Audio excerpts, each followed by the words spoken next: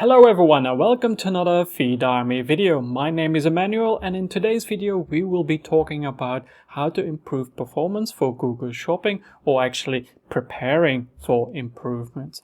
So this will be related to out of stock products and it will be related to data within Google Merchant Center.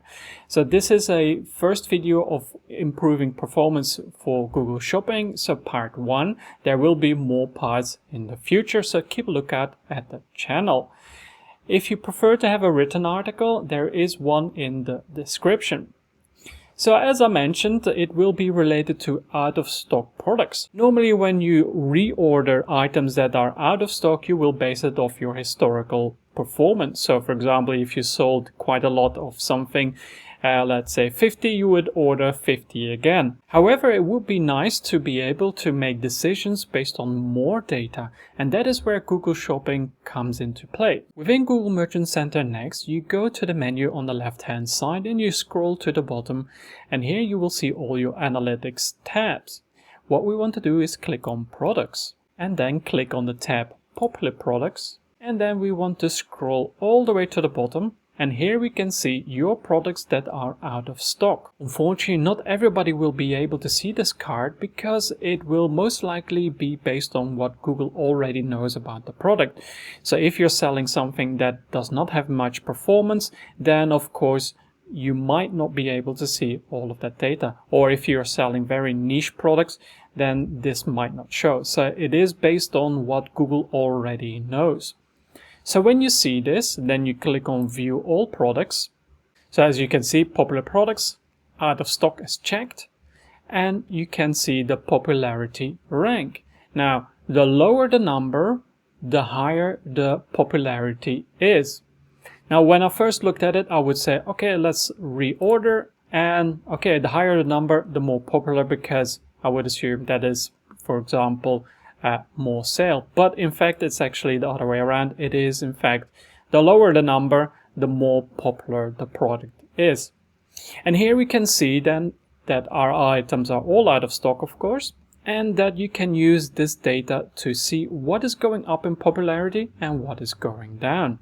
As you can see, there are different shifts in the product ranking, and I would say bigger numbers are much better in assessing what something is performing better than what it would be with smaller numbers, like for example -3.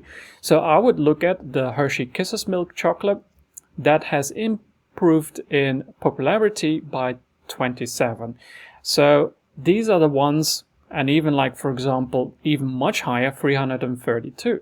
So I would then, for example, if you know you already have items that are selling quite well previously, so what I would stock more are products that are ranking higher in popularity compared to what is, for example, going down, or even if there's only a small change, I would not focus too much on those. Of course you can, but I would say it's a more significant number in popularity that I would say, okay, I'm going to stock a lot more of these products. Now, what is also very interesting is, like, how do you predict what will be more popular? Of course, you can use your own data, and I would say I would use this in combination with the period data. So what you can do is go to last year, and let's say, because now it's July, I want to know what is going to be good August, and that is then, of course, last year. Now, this will not always be the case because, of course, products will be popular one year and then not so popular the next year. However, if you use it in combination with your own data, you can kind of get a much better insight. So as you can see, here are, let's see if there are big movers here again. So 366 and 127, the Skittles and the candy corn. So I would say, okay, let's stock more of those products for August.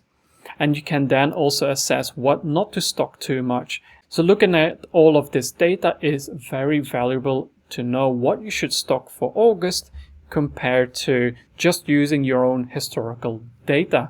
So I hope this video has been helpful for you to learn more about what to do to improve your performance. Yes, it is not directly something to improve the ranking of the products, but it is to improve your overall sales, which is also very important to keep your cash flow going. So use that in combination with your own data, with what Google shows you, and that will allow you to make much better decisions in what to stock and what not to stock.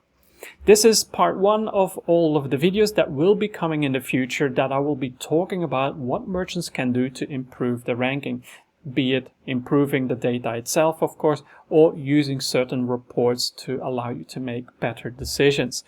If you have any comments or feedback, feel free to reach out. Thank you for watching, and I'll see you in the next one.